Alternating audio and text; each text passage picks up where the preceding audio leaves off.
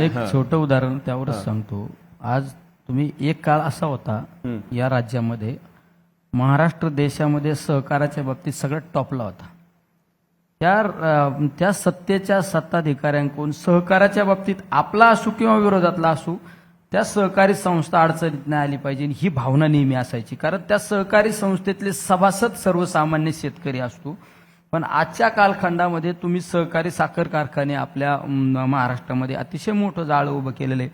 म्हणजे जर विरोधात असला तर त्याचं बँक लोन पास नाही करायचं, आणि त्याला ते जर बँक लोनसाठी गेला तर त्यांनी सांगायचं की नाही, संबंधित पुढाऱ्यांना नेत्याला भेटला तर तुझं बँक लोन पास होईल. मग तो माणूस हातापाया आपटून त्या बँकेत त्या पुढाऱ्याकडे गेल्यानंतर सांगितलं जातो, चल उद्या माझ्याकडे प्रवेश कर, असं होतं. उद्या माझ्याकडे प्रवेश कर, तुझं बँक लोन पास आणि तुझा कारखाना चालू. अरे सहकाराच्या बाबतीत ते इतकं मोठं पाप करू नका ना. आज कित्येक कारखाने बंद आहेत.